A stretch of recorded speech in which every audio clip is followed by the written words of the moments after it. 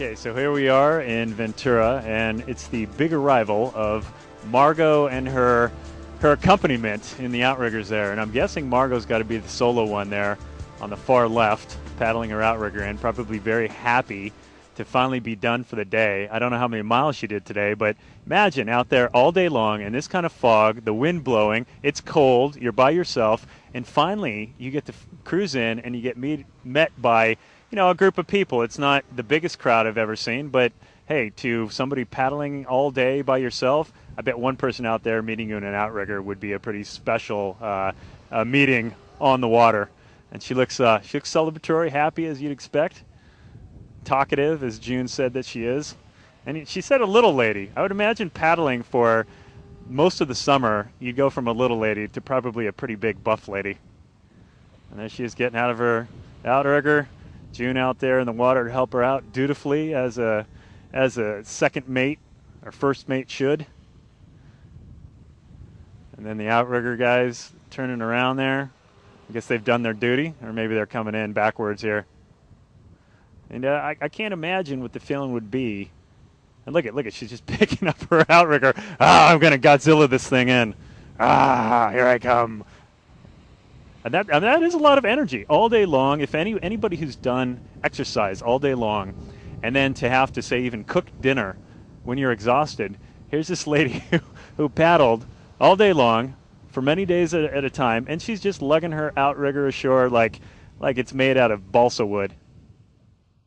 Margo has 12 days left in her epic journey from Washington, Seattle specifically, all the way down to San Diego. I'm just like blowing a little bit, but that's all right. I keep on pushing it back. Sure you don't want some help here? Come on. I'll get the wind control. I've heard stories from guys, from the fishermen in Port Orford, Oregon, about how, folks are coming up from other countries right up to our borders and sometimes even encroaching in our borders. But, that 200-mile zone. And there's no one enforcing that. And, why are they coming up to our country? Because we manage our fisheries just a little bit better than they do, and so consequently we have fish, whereas they're running out. So it really is a global issue, and we need to get other countries on board with that. Actually, I was scared to death of being in a canoe when I was 9, but then I got over it by the time I was 12. An outrigger canoe has, it's got ancient seafaring history behind it, and the design itself is incredibly seaworthy, and it's got such a great history, and the ancient Polynesians and even and today's Hawaiians understand that you have to take care of the ocean takes care of you. I'm paddling this outrigger canoe from Seattle to San Diego to try to get as much attention as possible on the plight of the ocean, since the oil problem in the Gulf is not the only problem right now that we're seeing. We've got severely degraded water in our near shore areas and inner shore areas. We've got a growing plastics problem, which I think we're just finally beginning to understand, and we have a long way to go. But the plastics in the environment, when they break down, are pretty nasty. And we also have ocean acidification, which is kind of the flip side of all the added CO2 in the air that's causing climate change. It's something that you really don't think about. You just have to get out. The conditions, especially in Oregon, were particularly gnarly. Very, very large swells. And then, because of the nature of this boat, it's not really a boat that you can go crashing through the surf in. What I was doing in Oregon was going through the harbor entrances. They call them bars. And there's a lot that are shallow, really shallow, and they get dredged out only once a year, and the reason why they're narrow and they're shallow and they have a problem with the silting up because of the logging industry. It's amazing how one industry will impact another. Why the logging industry is allowed to impact the fishing industry, where you have a bunch of individual fishermen, I just totally don't get, except that those guys probably have more money than your individual fishermen. I think what I'm really thankful for when I did the Miami to Maine journey, and whenever I paddle, I go out no matter what the conditions. And I'm glad that I do, because it kind of really helped get me in the mind frame for the West Coast. You know, when you meet people and they host you and they're so into the whole mission, it just kind of gives you the energy to keep going. You don't even think of like saying, oh, I don't feel like going out today.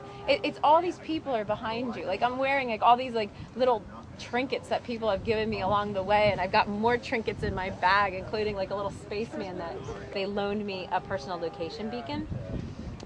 Which I've had since '07, and every year I keep calling up, can I still use it, because I still have it, and I'm doing another trip. So they've been really good. You haven't had to use it? No, I haven't had to use it, no.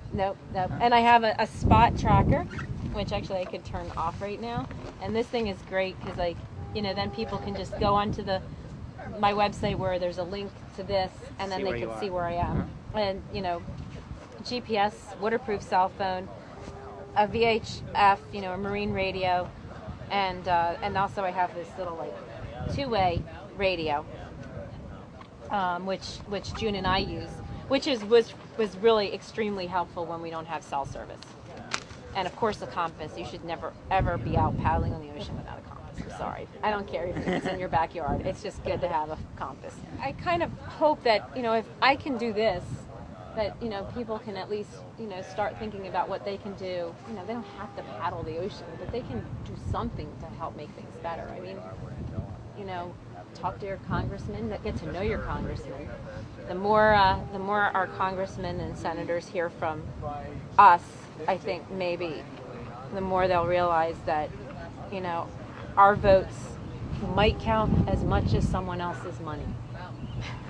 You know how like the government went through all this like string of bailouts, bailout GM, bailout IIJ. Well, no one is going to bail out the ocean. No one is going to give the ocean emergency water change. No one's going to bail out the ocean if we mess it up.